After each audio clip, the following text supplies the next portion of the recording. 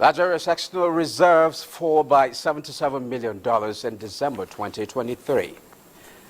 Minister of State for Petroleum projects 2 million barrels per day oil production for Nigeria in 2024.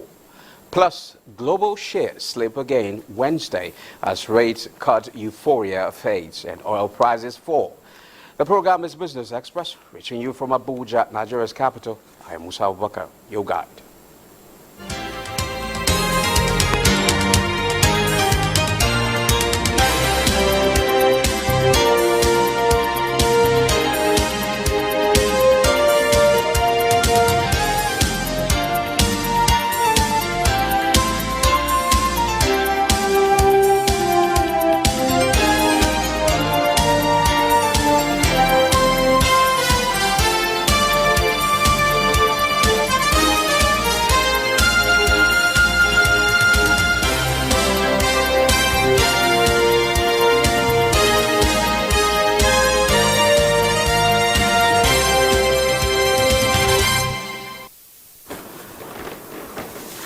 And now let's bring you speed with business development. Nigeria's external reserves recorded a drop to the tune of about $77.23 million, so 0.23% in December 2023 due to the lingering foreign exchange instability in the country. Figures obtained from the Central Bank of Nigeria show that Nigeria's external reserves, also known as foreign reserves, stood at $32.892 billion. The liquid portion was $32.164 billion, while $727.668 million was not available for use.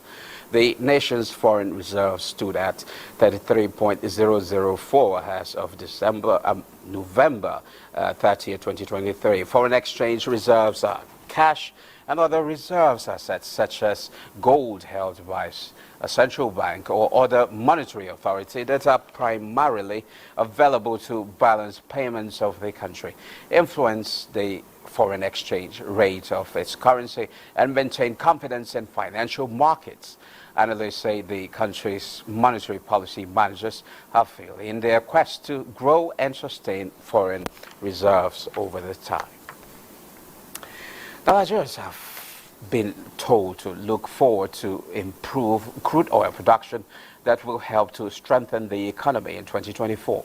The Minister of State for Petroleum Resources, Oil, Senator Henneken Lopobiri, while responding to questions from journalists in his hometown of Ekeremo, Bayelsa State projected a daily production of 2 million barrels of crude oil in the new year. Our projection for the year 2024 will be to surpass 2 million barrels per day, and we will achieve it. When I came, we were doing about 1 million barrels. Today we are doing about 1.7 inclusive of condensate. So we can fund our budget comfortably. But we can do a lot more. And I'm already engaging them. I'm engaging all the companies about their plan for 2024 so that we can sustain this momentum. Now, in line with President Tinubu's administration's commitment to support the growth of the MSME space in Nigeria, the federal government is set to commence the National Micro, Small and Medium Enterprises Clinics. In a statement by the Senior Special Assistant to the President on Job Creation and MSMEs, Office of the Vice President, Temitola Adekunle Johnson, said the initiative, now to be known as the Expanded National MSMEs Clinics, will kick off in Makurdi, Benue State on 9th January 2024. Featuring unique MSMEs in the state. Vice President Kashim Shettima, accompanied by Governor Hyacinth Alia, some members of the federal and state executive councils and private sector partners will flag off the event. Immediately after the Benue event, the Vice President will be in Maiduguri, Borno State on January 11 for the second edition of the expanded clinics, featuring small businesses in the state. He will be accompanied to the Borno clinics by Borno State Governor Professor Babagana Zulum, cabinet ministers and top government officials. In the same vein, the third edition of the clinics, tagged Mega Clinics, will be held in the FCT on June 26 and will be closely followed with the National MSMEs Awards on June 27 as part of activities commemorating the United Nations World MSMEs Day. Now, this is the time of the year to make plans for the year, and many people are setting financial goals for the year 2024. A financial analyst and entrepreneur, Fabian Agore, is in the studio to talk about financial planning and adapting to cost of living in 2024. Thank you for coming on the program, and Happy New Year to you. Happy New Year, and thank you too. Well, let's delve into it. It's a new year, and many of us are thinking about our financial goals and how we can make the most of our money. What type of financial decisions and plans can we look at for the year ahead? Ideally, I've narrowed whatever plan that anyone needs to make this year, 2024, in order to make it a success into just 3 steps. The first step I narrowed down to is paying yourself first. A lot of Nigerians don't pay themselves. They earn money from salaries, they earn money from their businesses, but they don't pay themselves. So you've got to pay yourself first for the purpose of future investments. You're not paying yourself first for the rainy day. No, it's not rainy day savings. It is savings for future investments. I need to emphasize that. The second step is for you to reduce your costs of expense. If you don't reduce your cost of expense, you can't build wealth. You can't have financial freedom. You can't have financial independence. So you've got to reduce it to the basics. Basics here is food, transportation, and payment for utilities. You don't have to focus on clothing in 2024. You've got good clothes, wear them. Don't buy new clothes. You are not there to show off, because if you show off, you would lose wealth. And then the third step I want to emphasize is creating multiple streams of income. You've got to create streams of income. You already have salary. So you've got to look for dividend, and then you've got to look for profits. In other words, you have to apply yourself to using the savings you have created to start a business or invest in a business so that you can get good return. 3 simple steps. First step, I repeat, pay yourself first. It could be a 10% of your earning. It could be 20%. But millionaires across the world pay themselves 64% of their earnings, which is why their wealth continues to grow. So you could start small, and then you grow yours, right? And then the second step, don't forget, reduce your cost, narrow it down to the basics. Basics now is food, what did I say, transport, and then payment of utilities, your NEPA bills. Reduce your cost of communication as well. And then the last one, create other streams of income. Thank you very much. Okay, now, New Year resolutions. Do you think we need to set them for financial plans? Yes, absolutely. In fact, I did one myself. And what did I say? And the one word that I used for my New Year resolution is the word frugality. You've got to be frugal. There's a law called Parkinson's Law. And that law states that your spending would always rise to meet your income. Your spending would always rise to meet your earning. So if you don't figure a way to break out of Parkinson's Law, you remain poor. So you've got to learn to reduce your spending through frugality. Frugality now means you've got to delay gratification. If you want an iPhone 15 Pro Max, you leave it for now, you take that money and you invest it instead. So we need that sort of resolution in 2024. Because like you already know, there are policies the government have put in place that have made inflation very high, so you've got to reduce your cost of living in order for you to be financially independent. Thank you. Okay, now, in light of, or how do I even put it, what strategies do you recommend for individuals looking to overcome the cost of living in Nigeria? I mean, the reality is before us. Petrol price has gone up. Inflation has also taken a toll on Nigerians. Of course, the basic things we normally spend less money on, we now spend more money on. So what we need to do is we've got to learn to be prudent with our finances. Right, we've got to learn to be prudent. That's one step. Once you're prudent with your finances, just like I said, you've got to pay yourself first, take a certain amount and save. Savings is important. Once you're able to save, because you're prudent with your resources, the next step is what we call the law of compound interest. That law means that whatever you have saved, of course, when you're saving, don't just save in a regular savings account. Save in a high yield interest account so that you can take that money and put into a business. And the more of that you do, your wealth will start to compound. That is the law of compound interest. It works for you and not against you. But if you spend all your money, what then happens is that you're going to now be losing money, and then, of course, you can't attain financial independence. Okay. Let's now look at personal budgeting now. How important is budgeting in managing personal finances, and what practical tips can you offer for effective budgeting in Nigeria? Now you have 100% of your earnings. Let's say you pay yourself first at 20%. What you have left is 80%.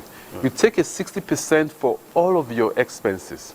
Now, there are two types of savings you must do if you want to budget right. First is long-term savings. Long-term savings is what I call pay yourself first. And then the second part is you take a 60% of your earning and you put all of those money into your food, your transportation, and the payment of your utilities. And then the last 20%, you save away for short-term expense. Because there are unforeseen expenses that will come up, and if you don't save for them, you will end up borrowing. Now, the Parkinson law is very critical. I would like to emphasize it here again. It states that your expense would always rise to meet your income. Those who become financially independent break the Parkinson's law. In other words, they break out of it. So you've got to break out of it with this budgeting strategy I've just told you. It's called a 20-60-20. 20 is for long-term saving, for investment. Don't forget, it's not for the rainy day. 60 is for your expense, and then 20 is for your short-term expenses, okay? So this is important because if you don't budget right, you will find yourself spending above your earnings. Do you know that if you're paid 3 million naira today, the Parkinson laws can actually affect you? You see yourself spending all 3 million naira in a month? If you can't live within your current income and save in it, you cannot save when your income increases. Now, Mr. Fabian Agore, given the fluctuating currency exchange rates, what advice do you have for individuals managing foreign currency transactions as part of their financial plans? Currently, the exchange rate is fluctuating, no doubt. I also do import business. I do import business because I import stuff from the US. So partly what I'm looking at now is looking at locally produced items that I can supply within Nigeria. So my advice is we should look locally. We should produce locally. We should buy locally. And that would also impact on the exchange rates of Nigeria, because if we do a lot of demand from overseas, like a lot of importation, we're going to have a higher demand on the dollar, and that is why the exchange rate is going up. So if we look within and focus our attention internally and even think about exporting, we are going to positively impact on the exchange rate. In other words, the exchange rate will start to come down instead of what it is now going up on a daily basis. So we've got to look within. Thank you. Okay, now during Mr. President's speech, he said the federal government will implement a new national living wage for workers in 2024.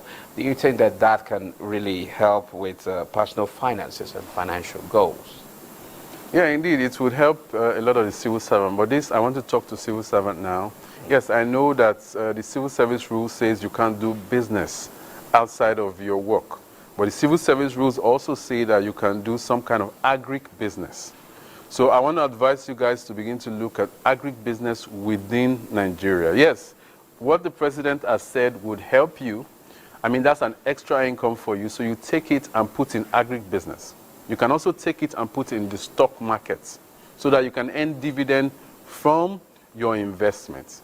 So yes, I totally believe that that would positively impact on the lives of Nigerian civil servants. Thank you very much.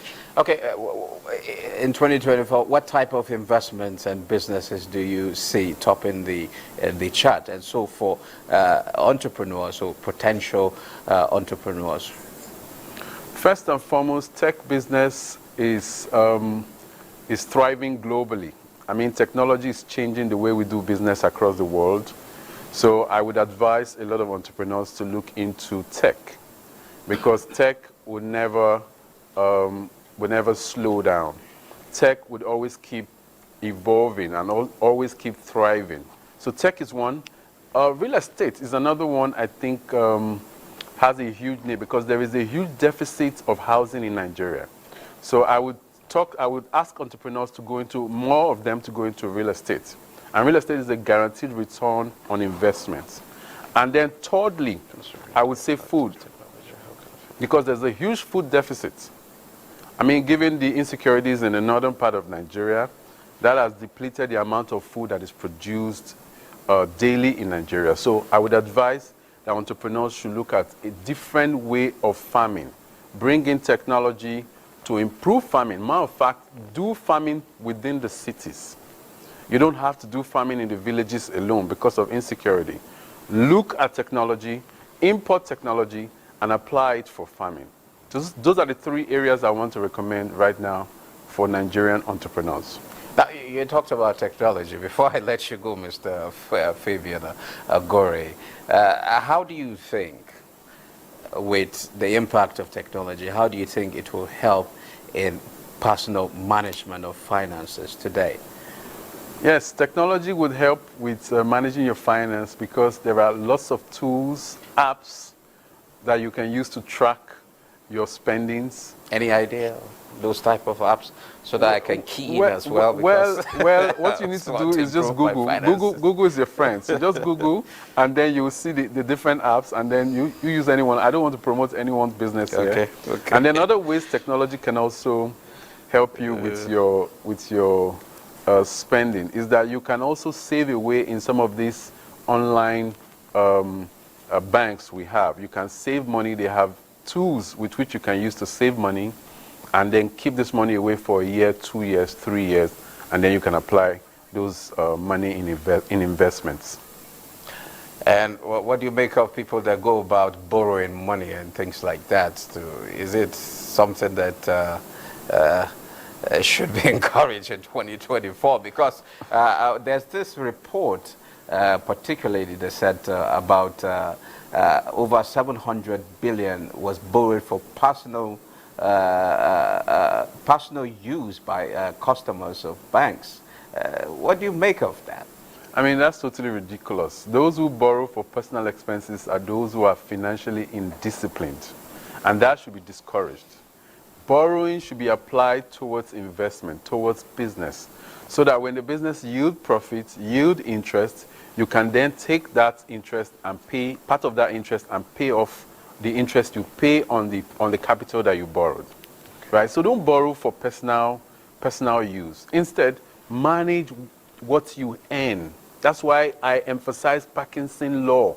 The reason why a lot of people borrow is because they are breaking Parkinson's law. In other words, Parkinson's law is working on them. So they spend what they earn and even spend above what they earn, reason they borrow. Borrowing would always keep you indebted, and once you're indebted, you can't be financially free. The essence of this conversation is so that you can become financially free. Financial independence is critical.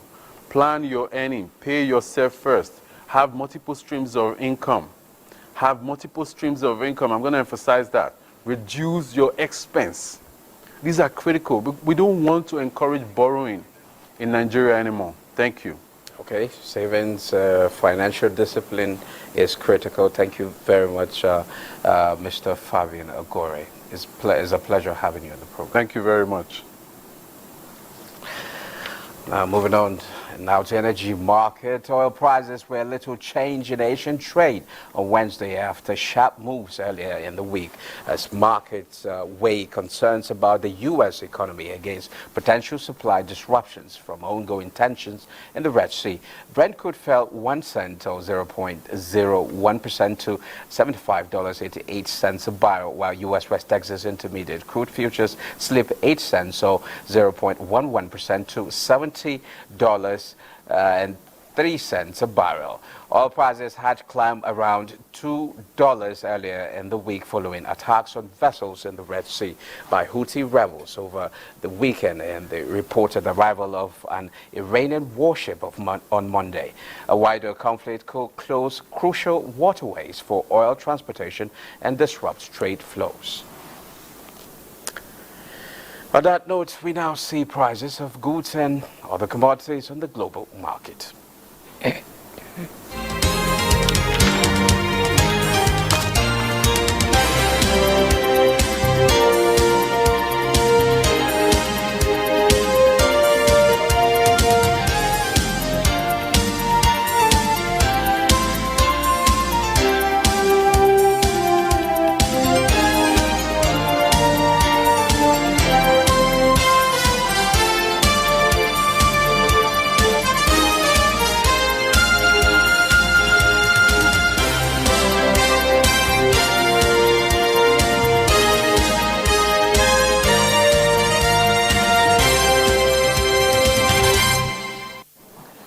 And now to the capital market. Equities market in Nigeria closed this Wednesday on a positive note, recording its second day of gains in the year 2024, as the Index All-Share Index advanced to 77,537.57 basis points. Market capitalization increased to 42.429 trillion naira. Investors exchanged 927.5 million shares valued at 10.691 billion naira in 11,629 deals. Global shares slip again as rate cut euphoria fades. Bosede Abel is standing by with reports on what's happening in the market. Bosede, hello, Musa. bring us up to speed. Okay, although most global stocks made strong start to 2024 but lost momentum before the end of Wednesday's trading session. Hello and welcome to the Global Market Review. European markets saw a mixed open on Wednesday after a gloomy start to New Year. Trading yesterday, DAX dipped 0.88%, FTSE 0.85%, and CAC 40 of France also dipped 1.33%. Asia markets fell Wednesday, with stocks in South Korea and Taiwan leading declines as on major tech. Nikkei dipped 0.22% across 33,464.17. The Hang Seng Index also dipped 0.58% at 16,646.41, while the Shanghai Composite topped 0.17% across 2,967.25. U.S. stock futures fell Wednesday, putting Wall Street on track for another choppy session after the Nasdaq Composite registered its worst daily decline in nearly 3 months. Futures tied to the Dow Jones Industrial Average dipped 0.27%, S&P 500 0.31%, and the Nasdaq Composite also dipped 0.47%. Same trend affected the African market, with South Africa's JSE Africa Top 40, Tunisia and Namibia on the red, while Ghana was marginally positive. That's the Global Market Review. Back to you, Musa. I am Bosede Abel. Well, thank you, Bosede, for that update. Well, that's it. Business Express returns tomorrow. Thanks for watching.